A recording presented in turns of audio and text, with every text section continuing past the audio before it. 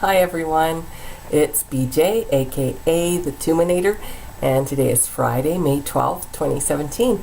So today was a bit busy for me medically. I had to get some blood work done, which I do every 3 weeks still, and as well I did a bone density scan, and that is to check and get a baseline of where my bone density is right now, because the drug that I'm on for 5 years, letrozole, tends to leach out the calcium. I had a bone density scan for the first time a number of years ago when I was, I think, probably around 50. Again, just to get an initial baseline at that time. And I remember the doctor said to me, I had the bones of a 20-year-old, and I said, that's really good because I have nothing else of a 20-year-old. So we'll just see where my bones are now, and I imagine I'll get it done at least yearly, if not every 6 months, for when I'm on this letrozole. Other than that, that's been about what I've been up to today. And as you can probably tell, and I did a short video yesterday on my phone that I'll post as well, about having a bit of a cold this week. And today I actually do feel better, so that's good. And today I thought what I'd do is I would do a pre-chemo tips and hints. So kind of things to prepare you for when you are going through chemotherapy that you may find helpful. So I do have a list, so I'll be reading off that list, and we'll get started on that. And I just need my glasses. Alrighty. And these are things that I used and that I found helpful. So first of all, do as many errands as you can beforehand. Grocery shopping, pets to the vet for their checkups, all that kind of thing. And then also, this is something I didn't do, but if I ever had to go through chemotherapy again, it's something I would do, is book in your friends to help, like every week or every other week. And that doesn't necessarily mean they have to do anything, but just to kind of be there to help support you for vacuuming, changing the kitty litter, doing the laundry, things like that. Because I know for me, laundry was precarious going up and down the stairs, just because of all the muscle pain and everything I've had. So it would be nice to have somebody there just in case you wiped out or something. I mean, my pets are great, but they're not that great at dialing 911. So it's just an idea to have a friend with you. Like I said, every week or 2 weeks, or even maybe they would be willing to actually help you and do the vacuuming and that kind of thing. So that's an idea. Get some plastic utensils. A lot of times chemotherapy will change, I don't know if they change your taste buds or what it is, but things don't seem to taste the same. And if you're using metal utensils, you may find your food is tasting metallic. So I used plastic utensils for months. It was kind of odd to be eating soup with a plastic spoon, but it worked. So yeah, so get some plastic utensils. Let's see. Get some drinking straws. Chemotherapy tends to be very hard on our teeth and gums. So if you get drinking straws, then you're not drinking the liquid cold straight into your mouth, or hot as well if you're having tea or something, and it can just make things a little easier on your teeth. So get a bunch of plastic drinking straws.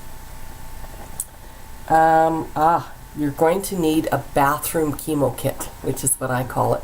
And I actually had all these items in my bathroom for months, in like a basket, I guess, that you can get from the dollar store or something. And some of the things that I had in there are, of course, just a sec here, you're going to need some disposable gloves. So they don't have to be the medical kind. They can just be, like this, like just a clear plastic. They're not expensive. Because when you have chemo, your paperwork will probably tell you for the first 3 or 4 days, be aware when you're using the toilet. So you need to flush your toilet twice after every use, after you use it every time. And then also clean the toilet every time you use it. And for that, you're going to need the gloves and Lysol wipes.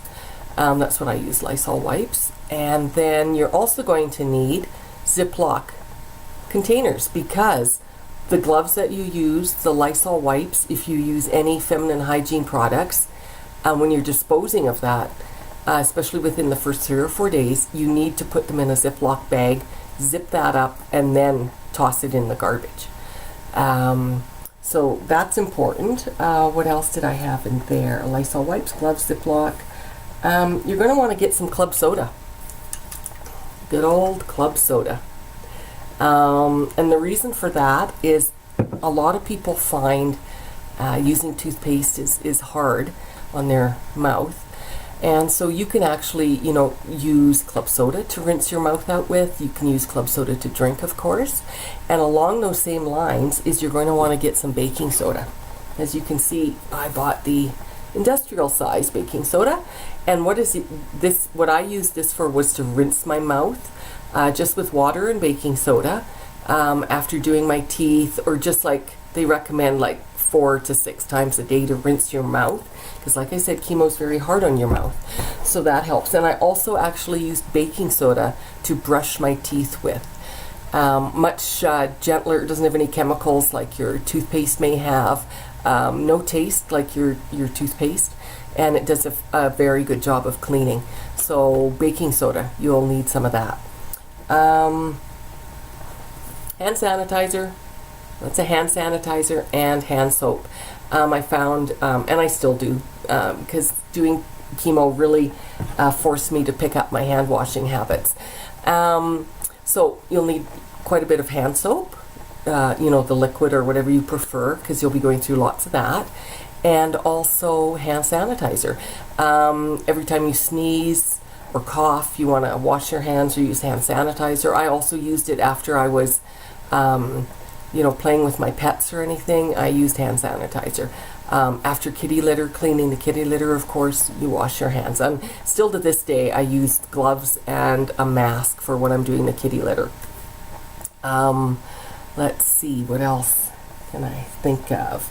What I found when I was going through chemo is my hands got really dry and worse than dry, like they were kind of peeling at times.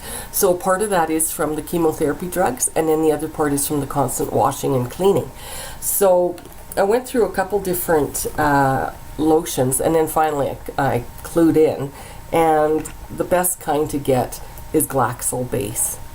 I don't know if you can see that. Glaxol Base. It's been around forever.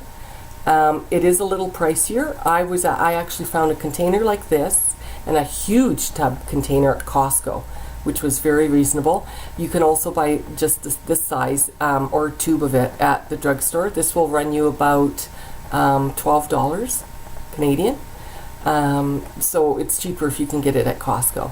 And Glaxol Base is a great product. Like I said, it's been around for a long time. It's got no perfume, hypoallergenic, it says, lanolin free and non-greasy. So it's very, very good. Not just for your hands, but for a body lotion as well. Let's see, what else? Ice packs, okay. Because you may get hot flashes with your chemo, or you may just get, how sometimes you'll get the chills and then you'll get overheated. So these ice packs I have, they're very thin, okay, and they're bendable that way if you want. They are called Cryopack. Oh, there goes my little watchdogs watching something there. Can you see them? What are you boys doing? Gentlemen, it's okay. And what I liked about these is they're thin. So when I would have really bad hot flashes, either from the chemo or from letrozole more recently, is I would put this, wrap a towel in it, and literally go to bed and just lay on it from my back of my neck all the way up my head, and it just feels so good. And I'm thinking that would be nice in the summer too, when it's super hot or something. So ice packs, you're going to want to get some ice packs. You may also want to get, if you don't have them already, some heating pads or an electrical heating pad or hot water bottle, because you're going to get those chills with chemo, right? It does interesting things to your body. Ice packs, hand soap, we talked about, Glaxol Base, toques and hats, right? Oh, we're barking at something out there. Somebody's walking on his street, I think is how Merlin feels. They're on my street, Mom. Hats and toques. Perhaps if you're going into the summer, not so much. But I found my head gets cold. Like I'll wear this to bed, right? And if I get hot, I'll take it off.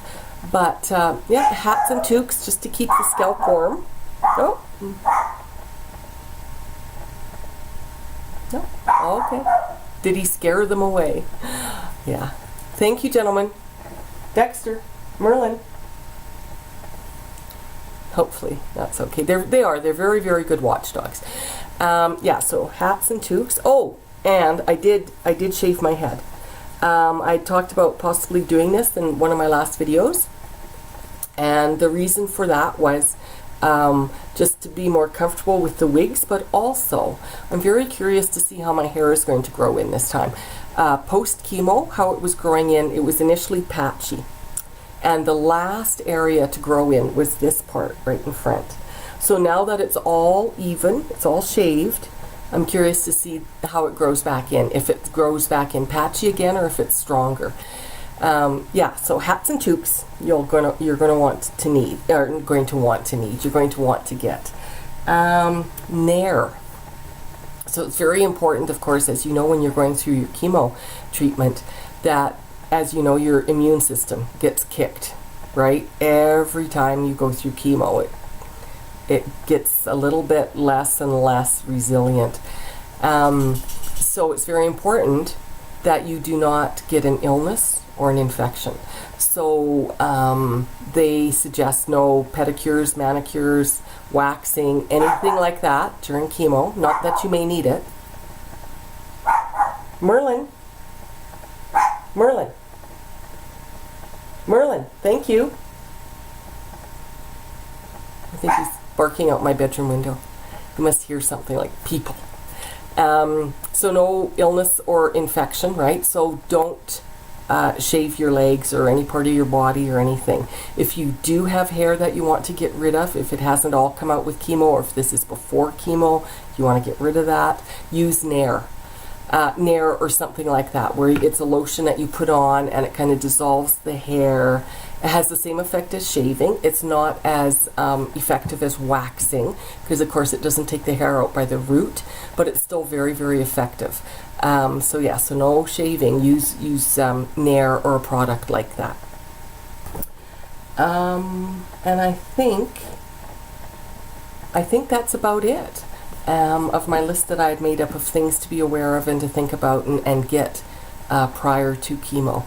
And yeah, it was a happy day when I was able to dismantle and put away my chemo bathroom basket, as I called it. So, but yeah. And like I say, those first 3 or 4 days post chemo, they tell you that it's the most important to be extremely sanitary in your washroom. And yeah, so you just don't want to get any more sick or pick up any more germs or bacteria than you need to when your immune system is so compromised. So I think that's it for now. What else? I can't think of anything else. So that's it. So I hope everybody's having a good Friday, going into a lovely weekend.